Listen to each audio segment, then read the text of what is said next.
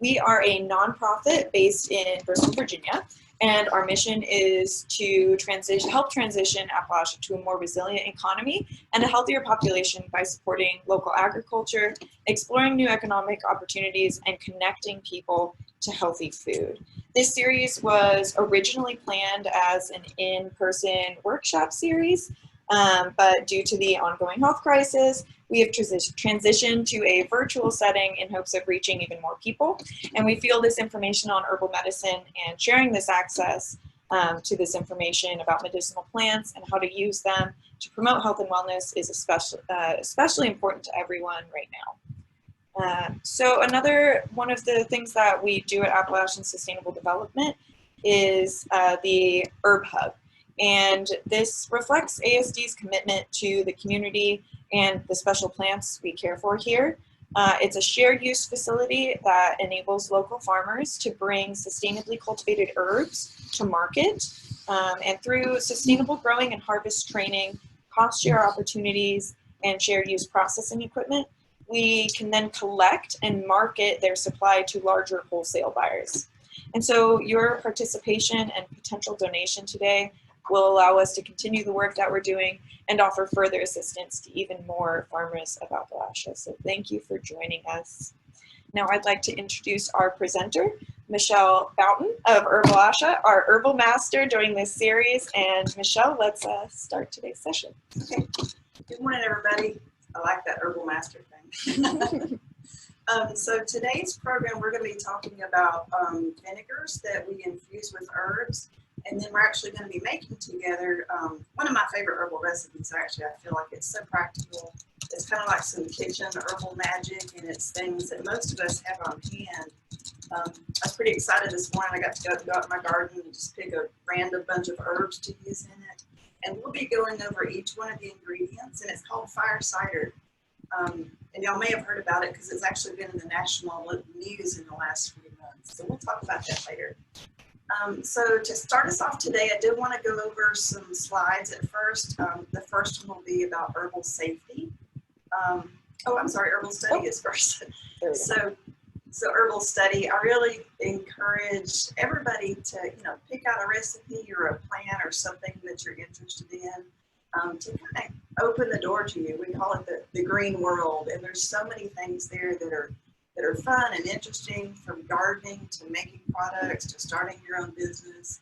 And it's actually even fun to make your own gifts. So everybody in my family gets fire cider and elderberry syrup and ramp salt and all those kind of things for Christmas gifts every year. They tell me they like it. We'll see. But I feel like it helps us get outside and connect with nature, which even in the studies these days, like the forest gazing in Japan, connecting with nature is good for our spirit, it's good for our health, and I feel like each of these things that we're able to learn and connect more with nature, it just brings a lot of satisfaction and health into our life. So proactively boosting your health with herbs, rather than waiting until you start to have symptoms later on where you need a stronger medicine. Caring for friends and family, maybe being able to help make suggestions of things that would keep them from catching a cold or flu, for example, if they're working in a challenging environment, or maybe even just, giving somebody a lemon balm plant that they can put outside their back door and make tea out of it to help them calm and sleep at night. So it can be that simple. And we don't even have to go so far as planting something, but maybe stepping outside our back door and gathering dandelion leaves as far as a nutritive food to use in the kitchen. And then also, I just feel like the plant community, we call it the Green Sisters and Brothers, it's just a great group of people to be around. Everybody's very willing to share, wants to share the information that they've learned, or new recipes or exciting things that they've picked up. So I would encourage everybody to maybe pick up an herbal book or take an herbal class or join the Master Gardeners group or something like that as kind of a gateway into this whole world of herbalism. So our next slide, I did want to mention a little bit about just some herbal safety. At the top of the list is proper identification. So a lot of the times, some of the plants that we buy, if we buy them, like for example in a plant nursery, if we're in the vegetable and gardening section, chances are that those are the species that are meant for consumption. However, like for example, if we go and find a golden oregano plant that has beautiful yellow leaves and it looks really pretty in our garden, it's still going to have the qualities of oregano, the medicinal and culinary, the aromas of that plant. But chances are that with the integration or the breeding of that plant to create that specific species with the yellow leaves, the qualities, the medicinal and culinary qualities are probably going to be reduced a little bit because it's been bred kind of for show to make it more beautiful.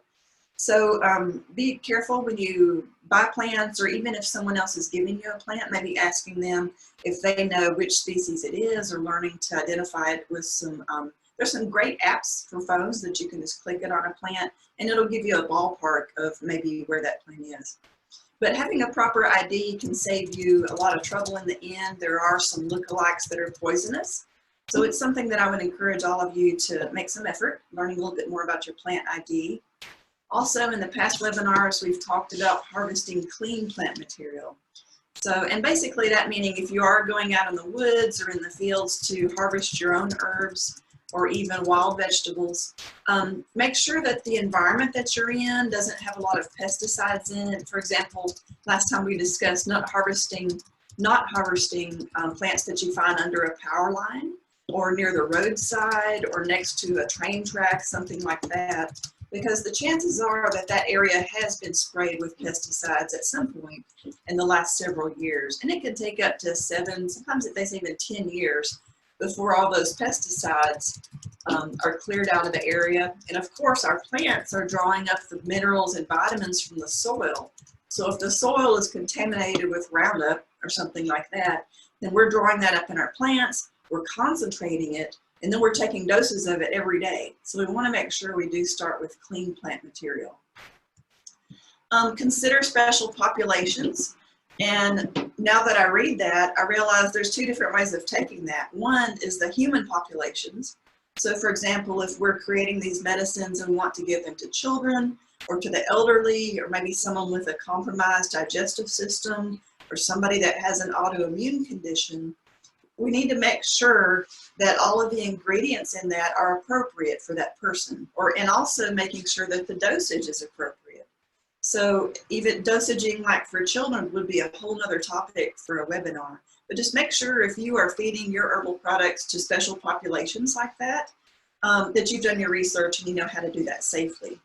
The other special populations that just came to mind for me are the special populations of plants.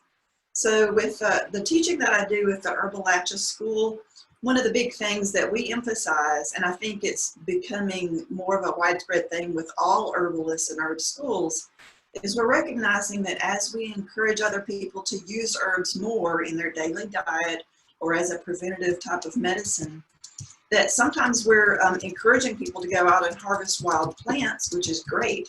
But if we're increasing the usage and we're increasing the harvesting of wild plants, we need to be very careful about the conservation efforts. So for example, here in Southern Appalachia, we do have the ginseng, golden seal, Solomon seal, some of the ones ramps, and some of those are on the at-risk or even the endangered species list. So we need to know when it's appropriate to use those plants in our medicines. And one rule of thumb, for example, with ginseng and golden seal, which are at-risk species, is I do, and I encourage all of my students to use plants that are cultivated. So cultivated meaning someone has planted it with the intention of harvesting it later, and they're not going out and crafting it from the wild, because we need to allow those populations to regenerate themselves. So just carrying in mind, responsibility of stewardship toward these plants so that they can be here for future generations as well. And then the last major area of safety that I think is important is knowing your herb-drug interactions. So for example, if someone is on 3 or 4 different types of medicines, you might want to check in with a physician or a pharmacist if you're doing some specific herbal recommendations. For today's preparation, everything we're using is a kitchen herb. So we're doing herbs, peppers, lemons, ginger, garlic, apple cider vinegar. So this is one of the preparations I think that is especially appropriate for beginning herbalists. Most of this stuff is entirely safe for most people. So let's go on to herbal infused vinegars. I just wanted to talk a little bit about vinegars in general, the history of it. So basically this is kind of what I call an ancient class of herbs. Before we had the distillation process where we could distill alcohols into higher percentage levels, people used, well, first water infusions, of course, like teas, and then came on with the vinegars and also herbal beers. So let's see, there was a book I wanted to share with you. So beers or wines, there's a book called Sacred Herbal Healing Beers, and the subtitle is The Secret of Ancient Fermentation. And I do have that book at home. It's a very interesting read if this is kind of your field that you're interested in. It has lots of recipes in it from all around the world, historical recipes, like recipes that Galen and Hippocrates may have used with their herbal patients in the day. And it's all in the forms of meads and beers and wines that we can create at home. So in addition to it being a medicinal preparation, it can also be kind of a celebratory drink to share with other people. So that's a really fun read. The vinegars also are basically, like we said, it's a kitchen preparation, so it's considered a nutritive food. Very high mineral contents. All of these ingredients that we have here today have specific qualities to them that overall is going to create a synergistic effect. And the main thing about fire cider is its immune boosting properties. So not only is this a great time of year to start thinking about making these preparations, all of our garden materials are coming in, we're in harvest season, and we can start making these preparations to put on the shelves so that in a month or two, we can strain them out and then have our medicine ready for the winter season, where we can take a little bit of it every day and hopefully fight off colds and flus or other things that may be in our environment. So this is, especially appropriate preparation during this time of COVID. So another great feature of vinegars is it's an alternative to alcohol tinctures. There are there is some information out there saying that you can use a vinegar in place of alcohol in all situations for herbs, and that's not quite true. There's, I'd say, maybe 90% of the material that you can extract using alcohol, you extract using it as a solvent to extract the minerals and vitamins out, and then also to preserve it. So alcohol is far superior to vinegar in both of those capacities. But vinegar also can extract a lot of things out of plant material, and it's also a fairly decent preservative. Because it's very acidic, not many things are going to be growing in that. So we generally say that it has about a shelf life of 1 to 2 years.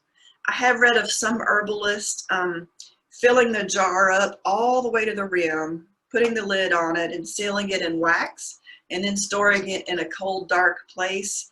And I think it's James Green in his Herbal Preparations book talks about that. And I think he said he found one maybe 10 or 20 years later, something amazing like that. And they cracked the seal on it and opened it, and it was just fine. The taste of it was great. You will know with vinegar if it's been too long, because the vinegar will start to taste rancid and it just won't be a good flavor. So you'll know then that it has kind of turned, and there's no use in taking it in at that point, because you don't want to be adding that to your body. Vinegars are kind of fun too, because since we're using kitchen herbs and vinegar that we would use in our regular cooking, that we can also use that as part of our food preparation for meals. So as you can imagine, mixing a vinegar with an oil is a super easy way to make a salad dressing. You can use it as a seasoning to put on top of some foods, like for example, a stir fry. I might finish my stir fry and then sprinkle a little bit of herbal vinegar on top of that. Or another way is to put it on top of greens.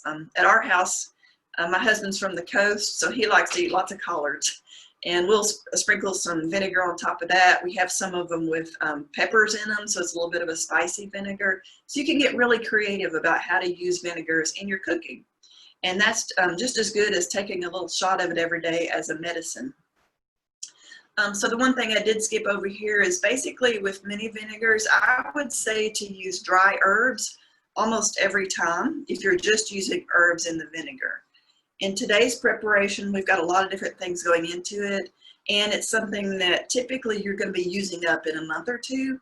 So if you're not worried about the longevity of it, trying to keep it for a year or two as a medicinal, if you're going to be using it in the kitchen, then it's fine to go ahead and use some fresh herbs. And if you do have fresh herbs, even if you just chop them roughly and let them sit out overnight, a lot of the water will evaporate out. So if you let them wilt or even just put them out in the sun for an hour, you're going to lose a lot of the water.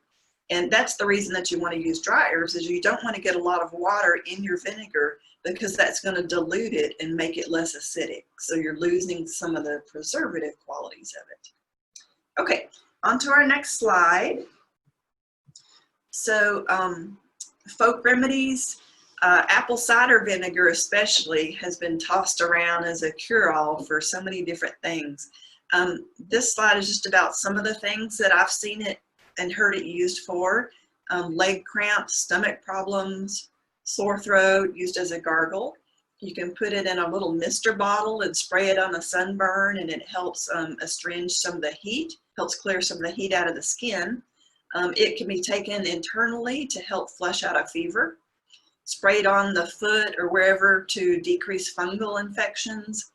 And I think somewhere in your notes I even put that you wouldn't want to use apple cider vinegar, but white vinegar that has been distilled, so it's a little cleaner, doesn't have organic material in it. You can mix that vinegar half and half with alcohol. And then for swimmers, you can put a couple of drops in each ear after swimming. And the vinegar is very acidic, so it kills any bacteria or fungus that's in the ear. And then the alcohol helps it dry out quicker. So that's a great simple recipe. 50% white vinegar, 50% rubbing alcohol as an ear cleaner to prevent swimmer's ear. It's also been used as, just a little shot or tablespoon of it before a meal to prevent heartburn. And then also vinegar is used pretty commonly as a hair rinse. So you may see it with different herbs in it to make your hair shiny or something like that. But the acidity of it, it helps strip out any product that's been left in the hair. It just gives it a nice clean look to it. So that's some of the folk remedies. Some of those have even been used in research these days to, showing that it does actually do what the folk remedy says it does.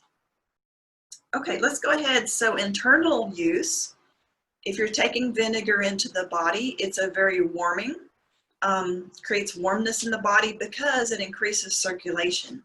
And later on, when we start talking about the different ingredients that we're going to use in the fire cider, you'll see that several of these are excellent for heart health. It increases circulation, it helps clear out debris from the arteries, helps prevent plaque from forming on the walls there. So a lot of, like, for example, I think most people are pretty familiar with garlic being recommended for people with heart conditions or high blood pressure. And a lot of these other different herbs are helpful for that as well. Vinegar helps increase mineral absorption.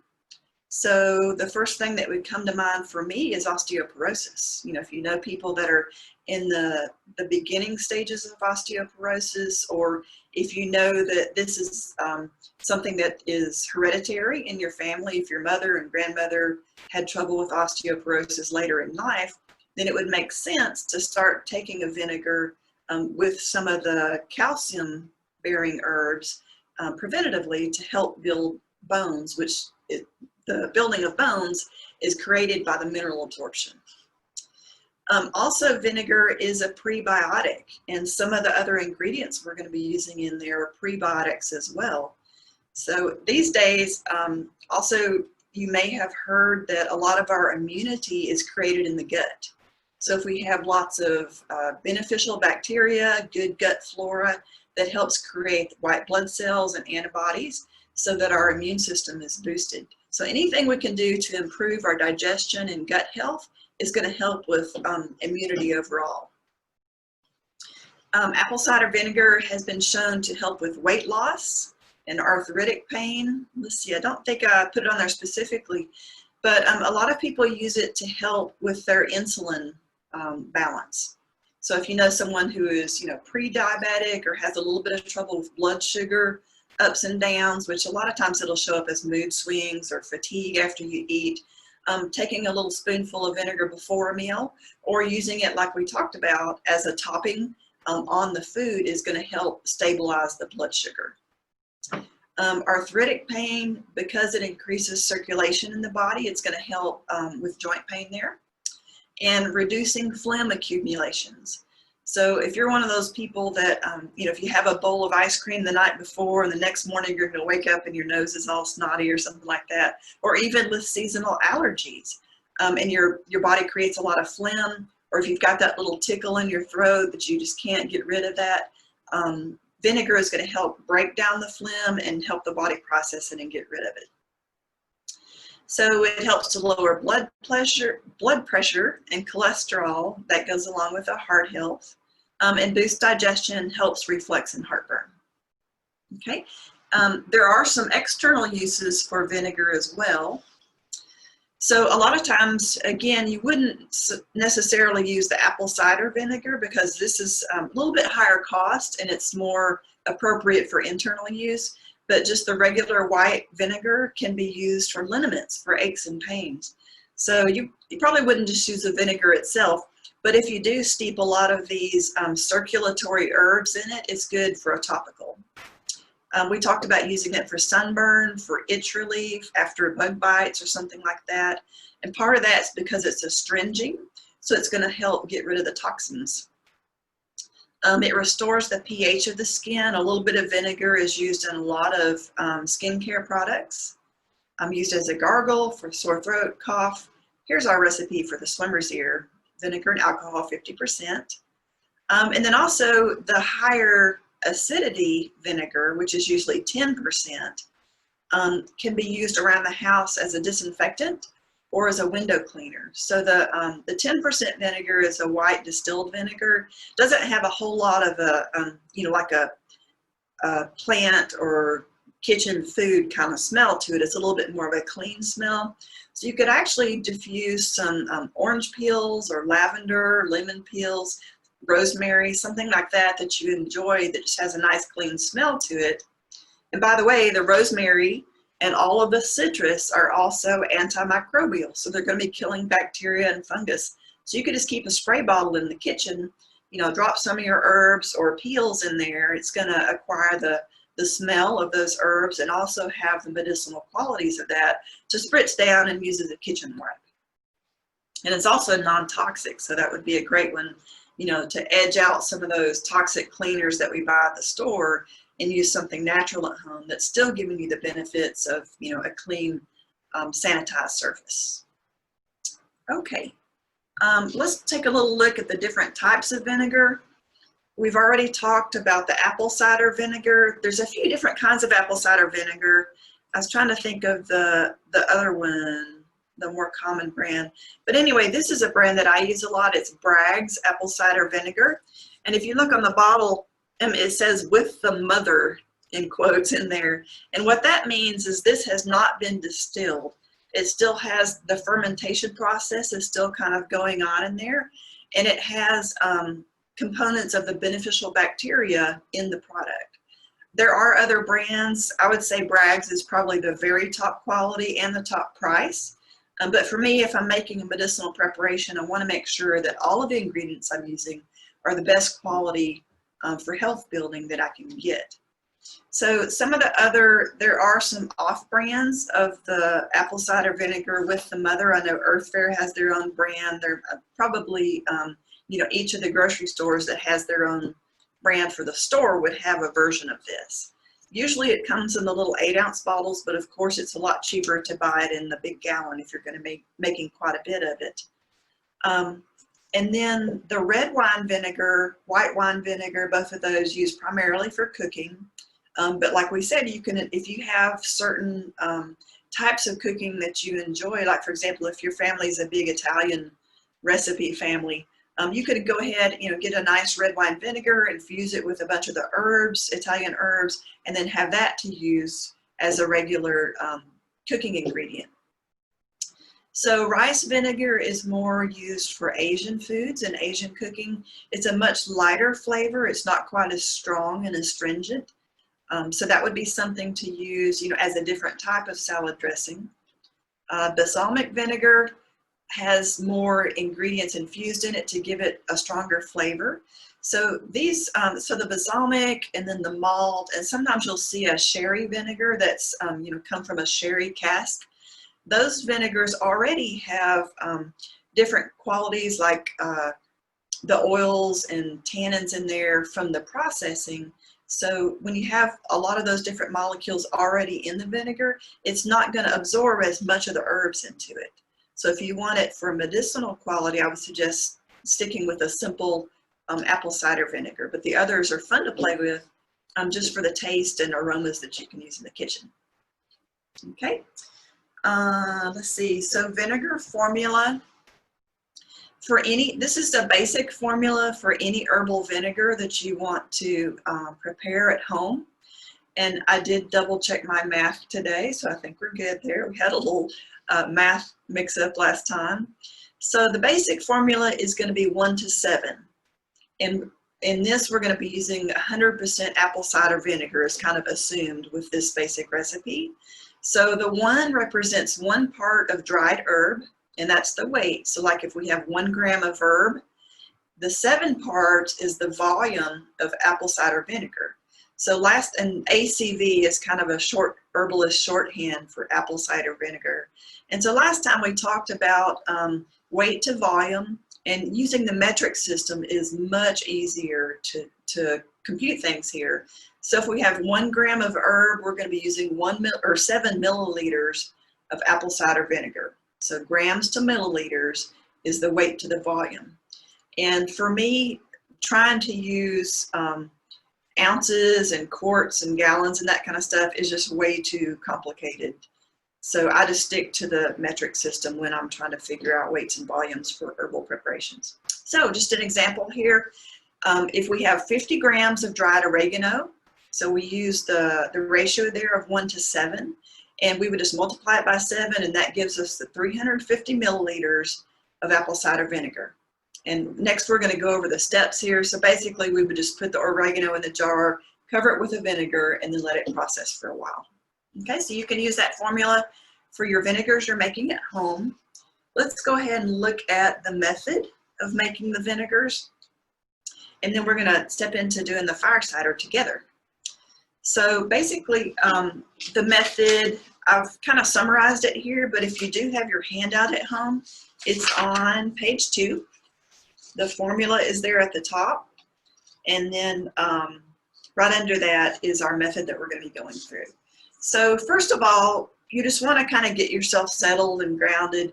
I enjoy the process of making herbal preparations, and I do take a couple minutes at the beginning to get my kitchen cleaned up. I might put some reggae music on, just something that I enjoy that's relaxing, and I really just try to call in a feeling of gratitude, for the abundance of the foods that we have available to us here. And think about the people I'm making the preparation for, whether it's for my family or whether I'm making preparations to bring to the office to sell to patients. I just want to put some good intentions in that and get myself centered first before even starting. So I'm sanitizing equipment and jars. The main thing there is after you sanitize it, you want to make sure it's very dry, which these days it's pretty easy just to set it in the sun, or if you have a dishwasher at home, that's a great way just to sanitize your equipment. And actually you can put all your knives and spoons and everything in there, which is really nice. So we're going to grind the herbs into a coarse powder if it's dry. If it's fresh herbs, you can chop them up if you want to. I like to see the herbs in the jar just kind of as a decorative thing. So sometimes, especially like with rosemary that has a little bit of a stiffness to it, I'll just stick it down in the side so that I can enjoy just looking at it process in the jar. So you're going to prepare your herbs however you choose to. If you're doing the weight to volume method, you're going to weigh the herbs so that you can figure out how much of the menstruum of the vinegar that you want to use. And then you add the herbs to the jar. The next step is going to be to measure the vinegar, pour it in the jar. If you're doing the folk method, obviously you're not going to be weighing it out. You're just going to be covering the herbs, and then typically you add another little ½ inch above it because the herbs and the vegetables are going to be absorbing the vinegar. So they're going to the volume of the material in the vinegar is going to increase a little bit. So you want to keep a little bit of extra vinegar on the top so none of them are sticking out. Because anything submerged in the vinegar is not going to grow any bacteria or fungus on it. But anything that sticks out has the potential, because it's exposed to air, it has the potential of collecting some bacteria. So that's why you always want the vinegar or your menstruum, if it's alcohol, whatever, you want it to be a little bit above the material in the jar. Then we're going to add some wax paper, the lid, and then put the label on it. We'll be going over that in a little bit more detail when we prepare it here together. With vinegars, we're going to let it stay for about 2 weeks is the processing time there. If you remember alcohol tinctures, we let them process for about 6 weeks. And there again, there's lots of different opinions on, you know, how long it should process or when you should strain it. But for vinegars, 2 weeks is about an estimate of what most people agree on. With adding vegetables and things to our vinegar, if you let it stay for a lot longer, if you think, well, 2 weeks is good, 2 months must be great. But I'll guarantee you at the end of those 2 months, when you try to strain it, you're just going to have a big pile of mush. All these things are going to start breaking down, and it's just going to be a lot harder to strain out the plant material from the vinegar. So I would say a month at the most, but after 2 weeks is plenty of time to strain your mixture. But you're going to store it for 2 weeks in it's kind of hard because you want to put it in a dark place where it's not in direct sunlight, obviously, but then you also want to be shaking it every day. So if you've got a dark place that you'll see it every day and remember to shake it, that's great. Or you could probably just place a towel over it in the kitchen or something like that would be fine as well. So after the 2 weeks, you're going to strain out the plant material, put a fancy label on it, and then store it in, you know, a dark, cool place where it's not exposed to sunlight. You do want, with a vinegar, you do want to have it as exposed to as little air as possible. And I think that's why a lot of times when we buy vinegars, it's in a tall bottle so that only the very top level of it is exposed to air. Whereas if you had a wide bottle, you'd have a lot more air surface on it. So if you want to put it, you know, in several small bottles so that you only open one at a time and to keep the others in the back shelf, that would be a great idea. Okay, and before we dive in, I want to introduce you guys to Rosemary Gladstar. So Rosemary is a pretty famous herbalist at this point. She's been around since the 60s. She had an herb school, well, she still has an herb school in California, and these days she also has an online program, which I've heard great reviews from. She's kind of one of the grandmothers of the herbal movement these last few decades. And the reason I want to bring her up here, like I said, fire cider has been in the national news in the last 2 or 3 years, which is pretty amazing for an herbal preparation. So what happened in the 60s and 70s, Rosemary created a fire cider recipe. In one of her classes, they put together concoctions and just for fun called it fire cider. Well, through the years, she has been teaching hundreds and hundreds and hundreds of people to make fire cider. And then obviously other herbalists like myself, you know, we're sharing these recipes with other people. There is a basic standard fire cider recipe that is traced back to her, and it's on the very bottom of page 2 on your handouts. And you can go online. All of this information is online if you want to read more about it. But what happened a few years ago, a fire cider preparation company, they were making their own version of fire cider, and they tried to trademark the name fire cider, and they started sending out cease and desist letters to other fire cider herbalists selling on Etsy and different places to tell them that they had trademarked this name and nobody else could use that name. And I think at first everybody thought it was pretty funny, but eventually it turned into a lawsuit, and they sued those fire cider herbalists, and they kind of banded together and created an educational information about it, went to court, and the court decided that fire cider was a common use name, that everybody can use it. It's kind of like chicken soup. You know, would it be a great idea to trademark chicken soup? Probably not. But anyway, so fire cider is free, and the name of it is free, so we can all continue to use it. But it was kind of a strange time, and I'm super glad that, you know, it turned out the way it did. That could have set a really upsetting precedent. But one of the reasons I bring it up is, so this is a book, Fire Cider 101 Zesty Recipes for Health Boosting Remedies. It's a really fun book. It just came out last year. And basically they went to herbalists all around the US and using apple cider vinegar and all these spicy vegetables and herbs, they contributed different recipes. So there's recipes using fire cider to make cocktails and using it in lasagna, all different really creative recipes. But the book became kind of a support for this group during their lawsuit to help raise funds for that. So it's really kind of a amazing culmination of the herbalists in the US combining together as a strong voice, you know, speaking to this cause that was up. So we're pretty excited about the results of that. The results just came out a few months ago, so we're still enjoying that. Okay, so that's Rosemary. I would encourage you to, you know, she probably has a YouTube channel, website. Check out this book. If this type of thing interests you, I would definitely recommend buying this book. It's a lot of fun, great recipes, and it's really supporting for a great cause. All right, Sierra, I think we're ready to make some fire cider. Let me get us set up here. So the first thing I want to do is go through the different supplies that we'll be using today. Whole table of them here. We talked about the apple cider vinegar already, and like I said, I would recommend getting one that has with the mother on the label so that you can get the probiotic benefits of it as well. Let's just go down the list here. So garlic is another one, and I just want to share with y'all that this is a head of garlic, and this is a clove of garlic. So I've had a few people mixed up in the recipes. You know, we're not using 2 cloves, we're using a big old head of garlic. So it's got, you know, probably 12 or 15 different cloves in the head. Garlic is an immunostimulant. It kicks our immune system into high drive. It's, you know, garlic and onion are basically in the same family. So both of these are going to have very similar qualities. You would want to take it, you know, if you feel like you're getting an infection or you're fighting off a cold, garlic is a great one to use. But also you can use just a little bit as a preventative, you know, cooking with it.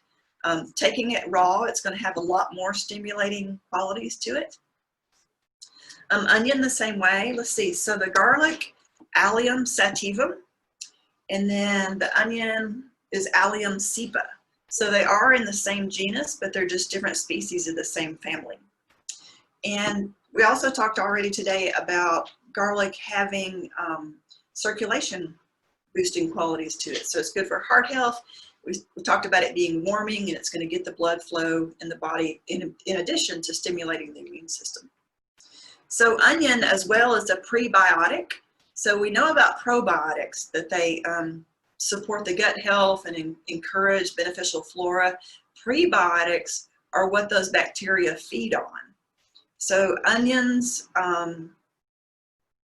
chicory, and Jerusalem artichokes, all 3 of those have inulin in them.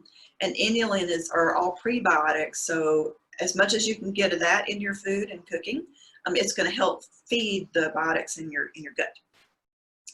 Let's see, another one is turmeric. Can we do a close-up of this here? So I had already prepared turmeric that I actually bought this from North Carolina, and it looks very similar to ginger. So we're probably all familiar with ginger from the grocery store, but the turmeric is a little harder to find.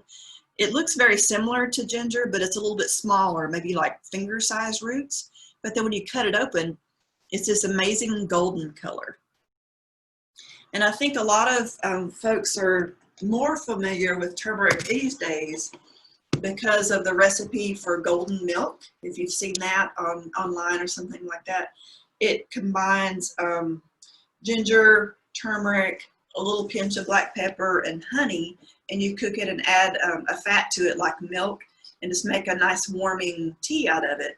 Turmeric is very anti-inflammatory. If you buy it in the grocery stores, you can buy capsules of turmeric extract, which is called curcumin. But the studies have actually shown that using the whole plant turmeric is more beneficial for the body than just using the extract of the curcumin. And I think part of it is because our body can absorb more of it because it's in a food form rather than a concentrated powder. And that's the case with a lot of herbal preparations. If you take the whole plant, it's a lot better for you and you're able to take more of it in your system and process it than if you just take a capsule or something that's a concentrate or a single extract. Let's see, ginger is another one. So ginger is antimicrobial.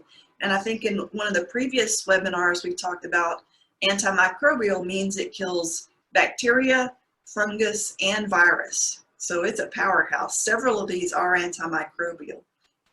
So ginger is also going to add another very warming element. Helps a lot with digestion. It's good for nausea. There's a lot of ginger chews and candies out there.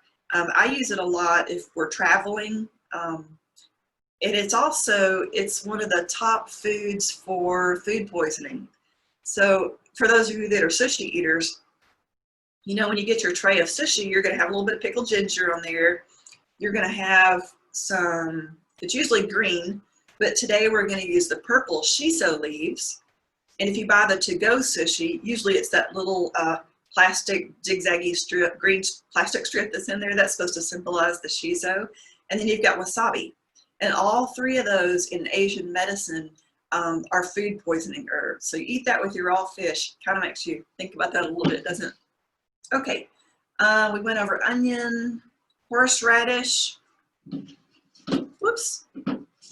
These are the very beautiful horseradish roots. Oh, those show up good on with my shirt as the background, doesn't it? So I just pulled these out of the ground this morning at my house. If any of you, if you do plant horseradish at your house, which I would encourage because it's a little bit hard to find in the grocery store. When I started making fire cider a few years ago, I had to start asking around to find who is still growing horseradish because it's a little hard to find. But once you get it going, it will get very, very tall. It's almost like at my house, I made the mistake of putting it in a raised bed. So it's almost as big as like a corn plant or something like that. And it gets huge leaves on it. So it's shadowing everything else around it. I keep having to cut the leaves back. And I did find out that you could cook with the horseradish leaves as well. So maybe chopping them up in a saute or something like that, you're going to get a little bit of the horseradish flavor, the spiciness of it, but you don't have to harvest the roots, so it can keep growing. So I would say, you know, harvest the leaves, eat them during the year, and then in the fall when you're making your cider, harvest your roots, and then leave about 6 or 8 little tiny roots to grow for next year. But it grows very well in this area. It gets these really funny long root tendrils. So we'll be using that. So horseradish, I had to look up the Latin name for it. So it's Armoraceae rusticana, which is kind of a cool name. Very spicy. And the main thing that horseradish is known for, both in Chinese medicine and in Western medicine, is opening up the sinuses. I think we could all agree on that, right? So one of the first times I made fire cider, I was making 6 gallons at a time, I think. So a lot. And I had bought a big old bag of horseradish. And I thought, well, I'll just put it in my Vitamix blender. So, chunk the roots up, put it in there, blended it. And then I lifted the lid off and stuck my head over it to smell it. And oh my gosh, the tears were like streaming down my face. It's like fresh droplets of, horseradish fumes covered my head. So it is very, very strong. It's definitely one of those you want to wash your hands afterward. It doesn't have the oils in it that like a red pepper or a cayenne does, where it gets on your hands and you can't wash it off. It's not that kind of spicy. It will wash off with just water easily, but the fumes from it can really open your nasal passages up. And that's what it's doing in this formula as well. We're going to take a little shot of it in the wintertime. It's going to get everything moving in the head. Let's see. So horseradish is also a vascular stimulant. So like the garlic and the ginger, it's going to help get the blood moving in the body a little bit more. Very warming. And let's see, did we go over? Oh, the cayenne. So typically with these type of preparations, I would just, pull some peppers out of the garden or some dried peppers that I would have at home, slice them and stick them in there. You don't have to chop them up finely. But today, just because I'm handling so many different things and we don't have a sink here nearby, I'm going to be using dried red pepper. So cayenne pepper works just as well. I'm just going to be sprinkling in probably a tablespoonful into the half gallon that we're going to be making today. Okay, so that was our supplies and ingredient. Let's go ahead and make some fire cider. So this will be the fun part. Magically, I have most of our ingredients already chopped up. So you don't have to chop them very fine, but you do want them to be able to kind of float around in the jar. These are ginger slices, garlic, lemon. I just cut them into tiny little wedges there, and onion. And so in addition to what we're using here today, you'll see on your second page there at the bottom, the original Rosemary Gladstar fire cider recipe, which has, I think, about 6 ingredients in it. But I'm adding a few extra things in there just that I know that I personally like. Like, for example, the perilla, it has some digestive qualities to it. But one of the reasons I like to add it to fire cider is it makes the liquid in there like a bright fuchsia pink color. I have put in some slices of beets before. It just makes it a real pretty color, and I like that. So it looks more fiery to me as well. So we'll be doing that. And like I said, I picked some different herbs from the garden that are all kind of antimicrobial. And so you add the pink of the shiso and then the dark yellow of the turmeric, and it just makes it a real rich pinky orange color that's gorgeous. Okay. So the only thing I need to chop up now is our horseradish. I wanted to be able to let you guys see what it looks like before it gets chopped.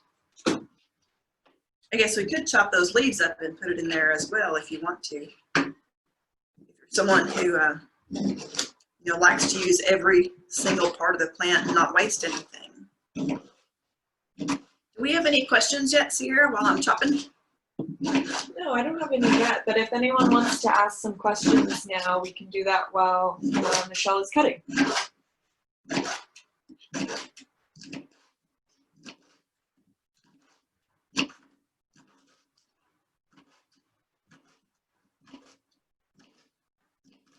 Okay, that's probably plenty.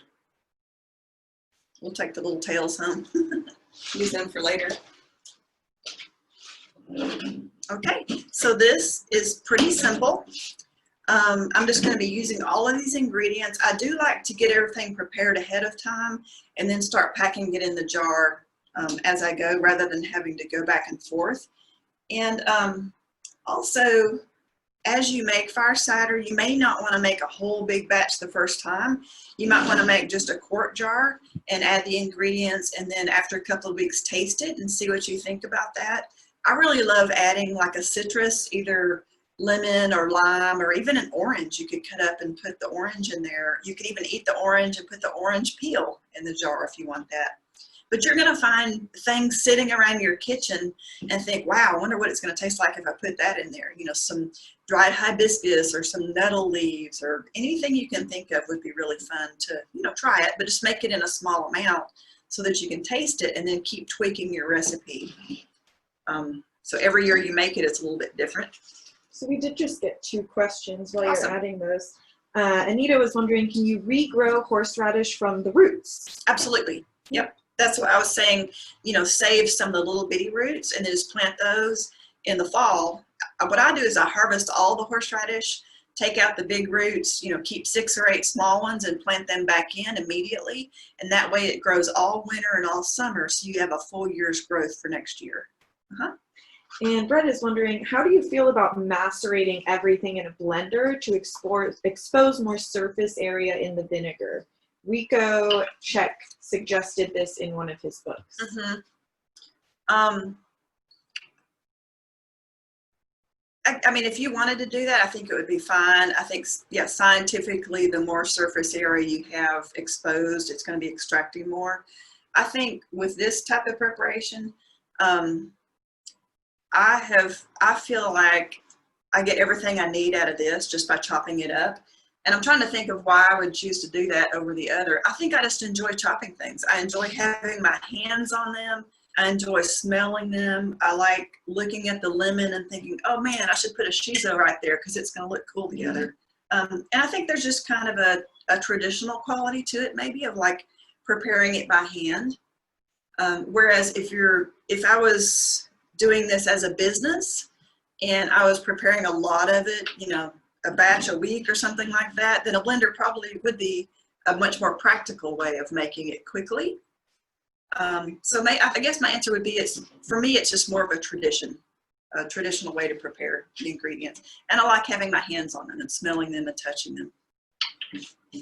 And another one is the shiso the same as perilla? Yes, it is.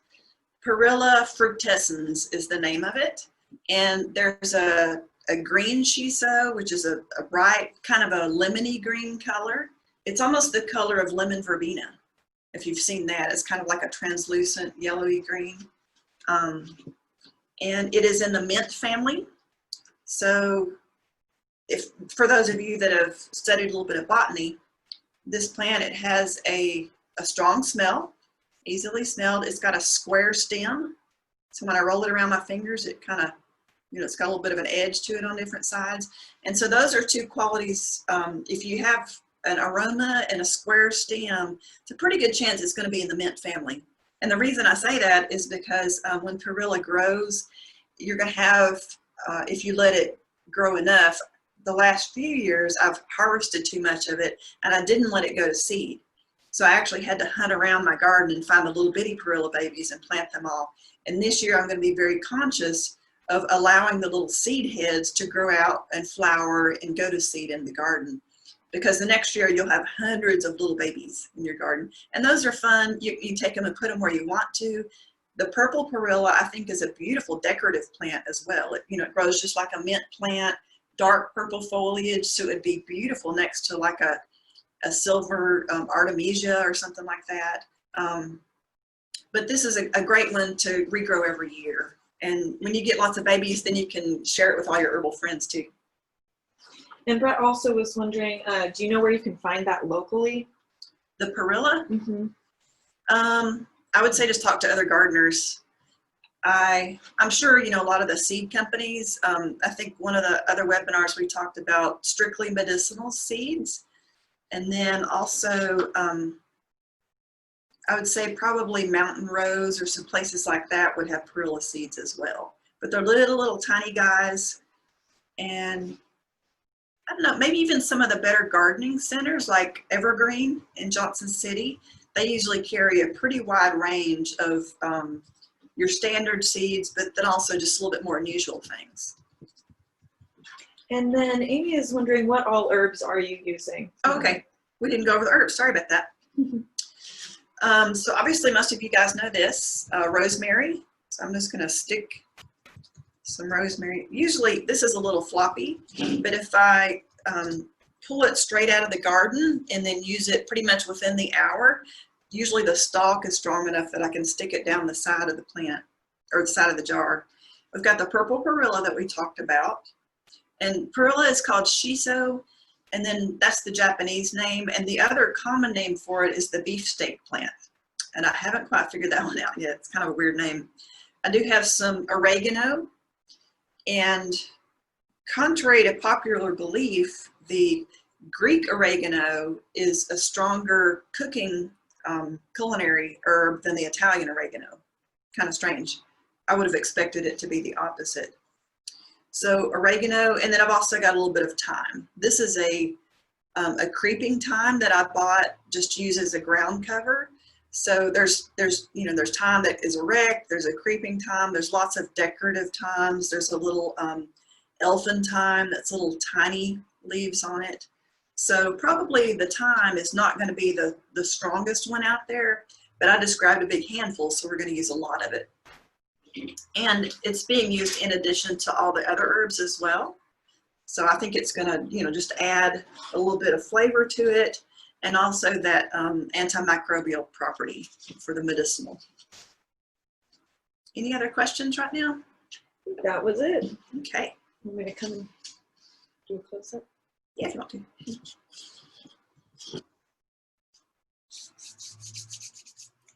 Okay, so we're getting it all lightly packed, so not packed down really hard. Then our final crowning touch here, I'm going to use some of this powdered red pepper. I'm going to get bold. Woo, tablespoon. That will light you up. Okay.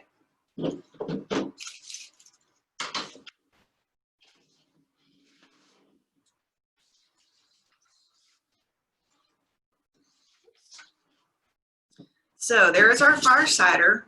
And of course, you know, adding the powder at the very top by itself is not a big deal because the minute I add the vinegar, it's all going to start mixing together anyway. Let's go ahead and do that.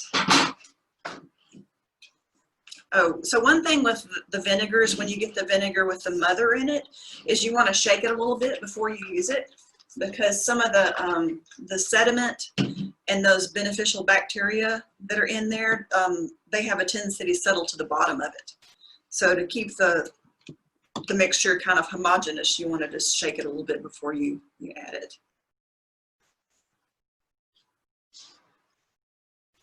It's kind of cool to watch it come up the side there. Smelling good in here. Mm-hmm. I'm glad we've got a whole weekend before I have my acupuncture patients come back in. Okay, so I've got it there. I'm going to add just a little bit more to try to, like I said, cut down on the whatever amount of air that we have in there. So some of you guys will remember from our tincture class that whenever we make an alcohol tincture and we're using canning jars, we have to use a sheet of wax paper between the jar and the lid, okay? And that is because the high alcohol content will rust these metal lid and ring canning jars. So what I can do with the vinegar, especially, very acidic, so it's just going to eat up this jar lid. I can use this. The other thing I found that I really prefer these days when making vinegars or even tinctures sometimes is these little plastic lids. They're super easy. They're not as watertight as the ring jars are. It doesn't have the little rubber gasket around it, but because I'm using the wax paper, that serves as a little bit of a gasket. And typically, these jars are sitting on a shelf where I'm looking at them while they're processing. So I'm not, you know, moving them around a whole lot except when I'm shaking them. So this is gonna, wax paper and the lid is gonna be on there for 2 weeks. You know, every day or so I'm gonna pick it up and just let the vinegar go back and forth a little bit. And then after a few days, you'll start seeing the vinegar will start turning that reddish color from the perilla that we put in there. And like I mentioned, you can use a few slices of beet if you want to. You can, I've made a few of these. I made 2 gallons last year, so we had 4 of these half-gallon jars. And my son at home is really into crystals and that kind of thing. So he came up, he decorated the labels for me, and he put like a rose quartz on one of them and a clear quartz. So he had special crystals for each of the different jars to give them good energy, which I thought was awesome. Okay, so there is our jar, wax paper, lid. And another thing, these, the flat lids, let's go ahead and do that just so you can see it. The flat lid will fit down inside the plastic lid. So if you want to use the plastic lid, a lot of times you can just put that right over the top of it. The only reason I don't do that is they're hard to get out. So, but if you're worried about it dripping a little bit while you're shaking it, you can go ahead and use that as well. Okay, I did want to go over the label as well. So, see here, can we do a close-up on this label, and then we'll do the slide label, if you would. Okay. Yeah, the lighting's kind of funny there. Okay. So fire cider, for some reason, I always like to make fire ciders a little bit more decorative. Down at the bottom, you'll notice we do have the batch number, and then the date that it was created, and then the little arrow and the date it's to be strained. all the ingredients, fresh ingredients, dry ingredients, and that's about it. So when you're making the fire cider at home, you could have, 4 or 5 different jars. And if you want to try, oregano in one and thyme in a different one and basil and sage in a third, or add some different vegetables in there, you could make different batches of it too, and see which one that your family enjoys the taste of, or maybe make one specifically that you're going to use for salad dressing, and then something else you're going to have different purposes, have different ciders for different purposes at home. Okay, can we go to the label slide, Sierra?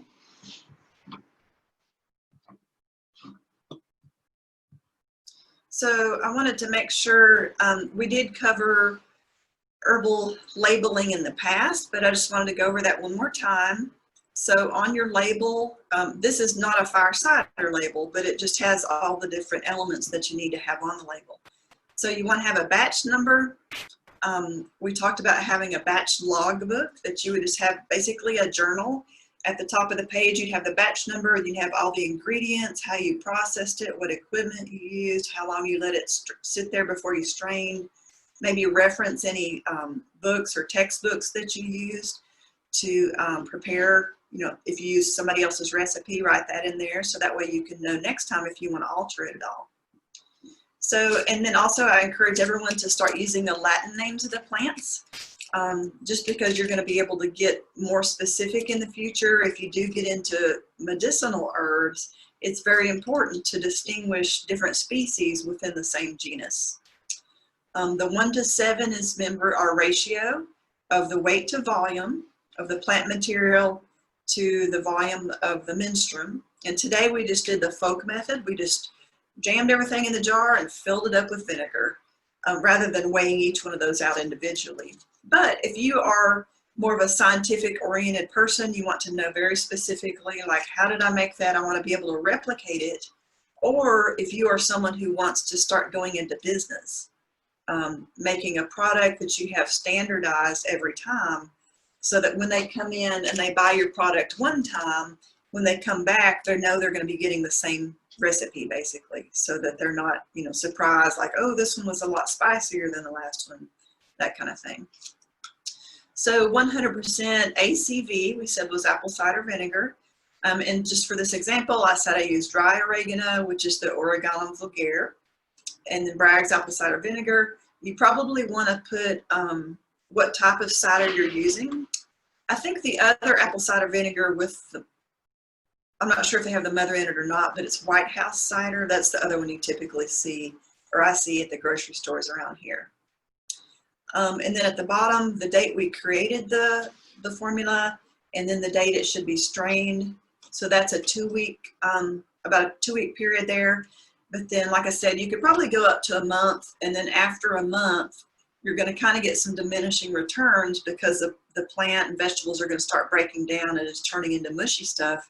And you're not going to be able to, you're not going to get as much product out of it because it's been absorbed into the vegetable. So about between 2 weeks and a month is going to be the ideal time to strain a vinegar mixture. Speaking of straining, we got a question that is, what quantity of fire cider will you end up with after straining? It really depends on what you're using. If you're using a lot of vegetable root type things that are going to be soaking up more of the vinegar, you're going to diminish your returns of the vinegar. I've seen anywhere from like 75 to about 85% of your original, so we'll be getting maybe this much out of this whole jar. I know that's kind of a vague answer, but it really depends on what you're putting in there. But that would be an excellent thing to put in your batch log. And it also depends on, like, for example, the rainfall that season. So if my turmeric and ginger and horseradish are really juicy, they've had a lot of rain, and maybe the herbs, if I didn't let them sit out overnight and they have water in them as well, remember that some of that's going to be water content. So anything, if you want to, chop it up and let it sit a couple of hours so a little bit of that water evaporates out, you're going to have less liquid volume when you strain it out, but it's going to be a higher concentration. So all that's kind of variable there. And someone else is actually wondering, I'm a beekeeper and wanted to know if you would sometimes add a bit of honey to give the taste a special kick and add additional antibacterial properties. Also, how much on the average does something like this sell for? Okay, so the honey we haven't gotten to yet. That's the very end of the process. So we're going to let this sit for 2 weeks. We're going to strain it out. And then a lot of people will add honey to their fire cider mixture just to make it a little bit more palatable. But then also, as they pointed out, honey has a lot of excellent healing qualities to it as well. So some people are going to want to add a lot of honey to it. Like, for example, at our house, we have a couple of different blends. One of it's a little bit more sweeter that we enjoy drinking. And actually my son likes them a little spicier than I do. But one thing we do at our house is we'll take a little, like a shot glass full of the sweet fire cider, pour it in a glass, and then fill it up with sparkling water. And it makes a really good, kind of like a spicy lemonade almost. You know, it's got a little bit of the sour, a little bit of the sweet, a little bit of spicy. It's a really great summer drink to enjoy. And then we also talked about the salad dressings and that kind of thing. What was the other question? Oh, pricing. Let's see.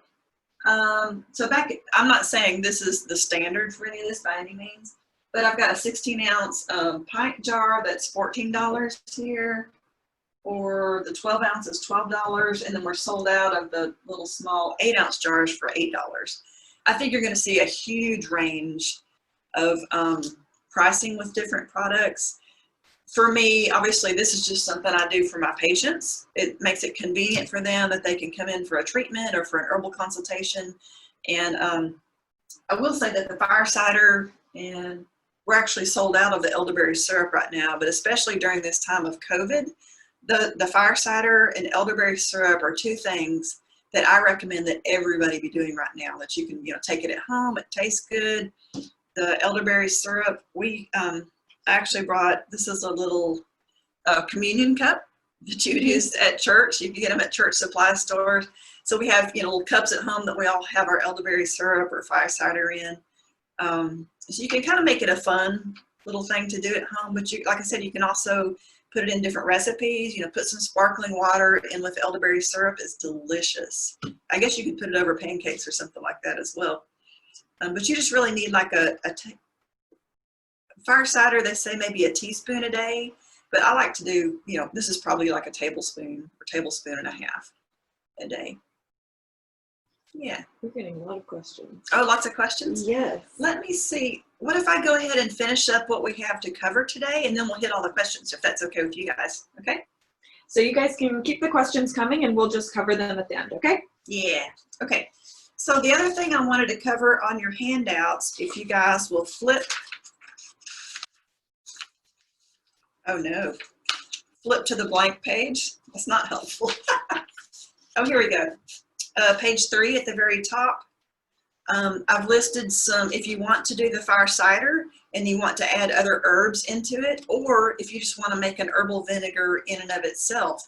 These are, the second box down are herbs in general that extract well into vinegars, okay?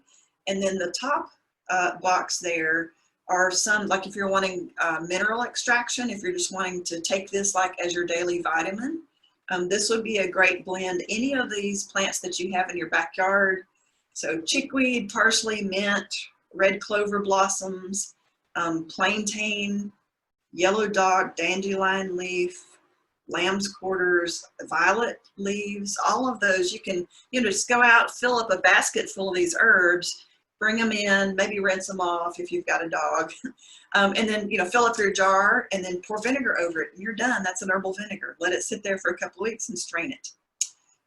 If you're wanting some liver support, dandelion and burdock would be two great herbs to put into a vinegar.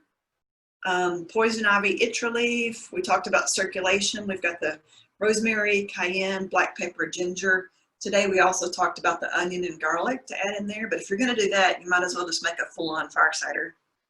And then the hair rinse, sage, rosemary, chamomile, or thyme, all those are great for hair conditioning and adding strength to the fiber of the hair. I've got the safety and precautions. And then always, I like to go to the resources. If we could do the next slide. Just want to always make sure that we attribute, all these great herbalists that we have been learning from, because we're passing on a tradition. And herbalism is both a science and an art. So, some of these things that we're passing along, like, oh, is this acidity level? And you want to make sure you do this or that. Some of the things are important from just a chemistry point of view. Make sure your plant doesn't have heavy metals from Roundup soaked up into it. But then the other part of it, like I said, there's an art to it. If you just like different flavors, or you like the pretty color, or you want to, put your crystal on the top of the jar, put it on a special place in your home, an altar or something like that, if you're into the energetics of it, all that, it's all good. We all have our different ways of doing it. And it's almost like having your family recipe that you get to develop for yourself. Okay. Any notes on straining? Straining, basically with fire cider, I just have a big soup pot and put a big hand strainer over it, and I just invert the whole jar, balance it in the strainer and let it sit there for 2 or 3 hours. I might, mash it down just a little bit. The more you mash it down, of course, the more of the plant material you're going to get in your cider.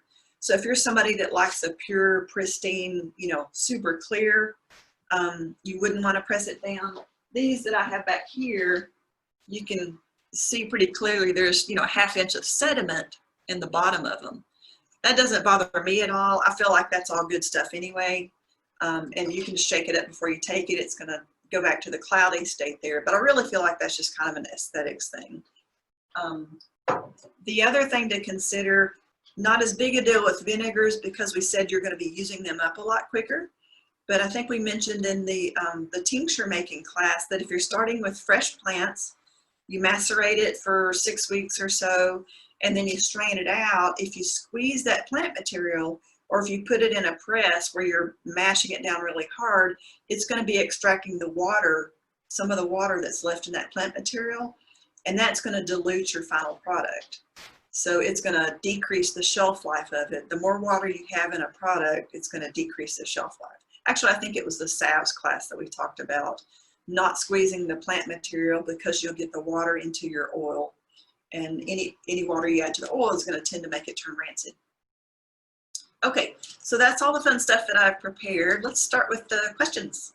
All right. So one of the first questions was thoughts on straining through cheesecloths and or using tincture press to fully extract. You did kind of just cover that. Do you want to touch on cheesecloth?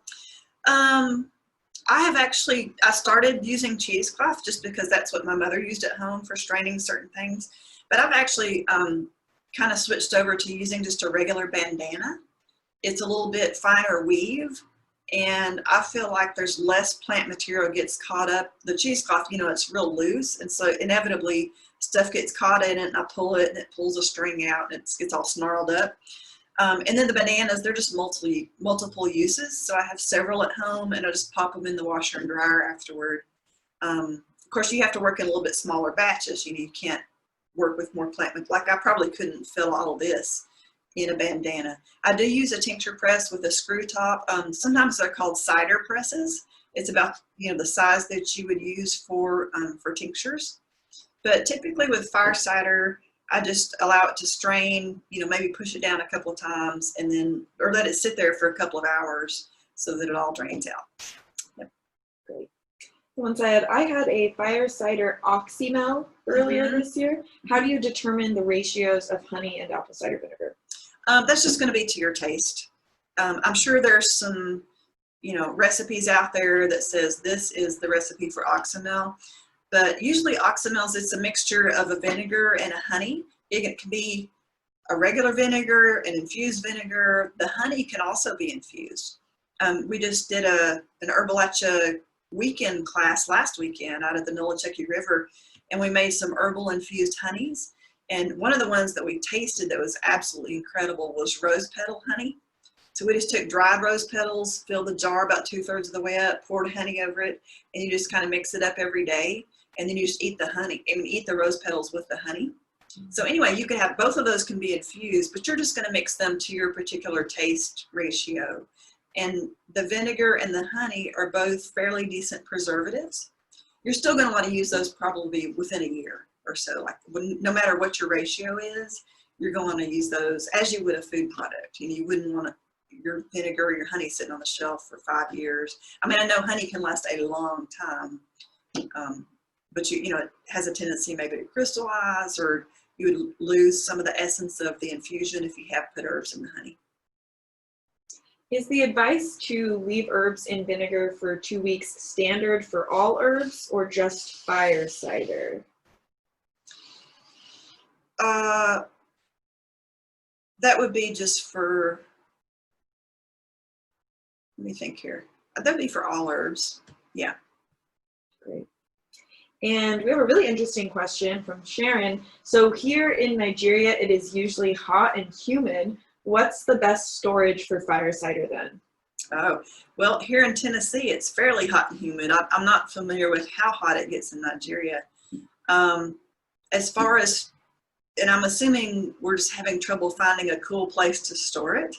So with herbal preparations, or actually with anything, we're trying to keep it away from heat and light and water. Those are the things that are going to damage it. So if you put it in a dark bottle, that's going to help you out. If you can keep it in a dark cupboard or something like that, that's going to block out the light. As far as keeping it cool, if you don't have a cool storage space, I'm not real sure what to suggest. It kind of makes me think of my grandfather, where they used to store their milk down at the spring house. So I don't know. In this area too, that we have what we call root cellars, where they would, dig into the hillside or something and build some shelves in there, and we would store like the vegetables from the garden, onions and potatoes and some of the canning stuff, just because the little cave like that, like a root cellar, is going to keep it at around, the soil I think is about 55 degrees. So you say if it's 95 outside and it's 55 in the soil, if you've got a closed cave there, hopefully you're hitting about 75, 80 degrees, so it wouldn't get as hot. Other than that, I'm sorry I don't have any other ideas, but hi, glad to have you here from Nigeria. And that was all of our questions. So if anyone wants to, if there's any other ones, oh, we just got another one, so keep them coming if you have any other questions. Do you have any recommendations for sourcing honey locally in the Tri-Cities? I do not. However, I get my honey from, I get it about once a year, and I buy several gallons at a time. And I got mine from the Johnson City Farmers Market, but it was from a fellow up in Kingsport. And if I had it here with me, I would be so happy to share his information, because it is the most delicious honey I've ever had. I also, sometimes we live out in Limestone Cove near Unicoi, and there's a couple of local, people that have their little stands out there that you take the quart and you put $15 in the jar kind of thing. But I really don't have any other specific names to give you. Sorry about that. But I'm sure probably somebody at ASD could follow up on that if you want to get in touch with Sierra or somebody else at ASD. I'm sure they have those connections. Anything else? Oh, we did want to have Sierra taste some fire cider today. Did you want to come up here and taste it, Sierra? Yeah, let's do it. I'm just putting my email in the chat in case you guys do have any questions later on. Okay. And I guess this is it. All right. It's your initiation.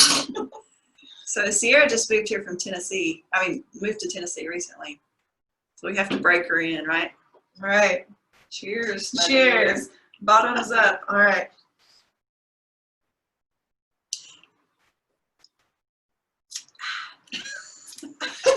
It's good though. It's good. It really is, guys. You're gonna have to try this. I tell people it's good in a hurt so good kind of way. It really does. So, so you got the sour and spicy and a little bit of bitter from the herbs, and if you're adding more honey to it, you can get a little sweet quality. But with all the onions and garlic, it's one of those things you definitely want to make sure everybody sitting at the table has some, because you're all going to be smelling that for a little while later on. All right. Well, thank you so much for joining us today. This is our last webinar. But I know Sierra is in the process of getting all of these webinars loaded up to YouTube on the ASD channel, and so you'll have access to these. We've also got all the handouts that we're going to be making available to everybody. We're still trying to figure out the logistics of where to have the handouts available to you. But I hope you've enjoyed these classes. It's my great pleasure to teach about herbalism and how to use the things from our great outdoors to benefit our health. And hopefully we'll see you guys next year in a class sometime soon when we're all able to get out and get together again. Bye. Yes, thank you everyone. And we are, our next session, our next segment is at 2 p.m. So log into that if you have any questions about cottage law and in general good manufacturing practices. We're going to be covering the regulations of value-added products. That's going to be at 2 p.m. So you can use the same link that you used to get into this one, and hopefully we'll see you there. Thank you. Have a great day.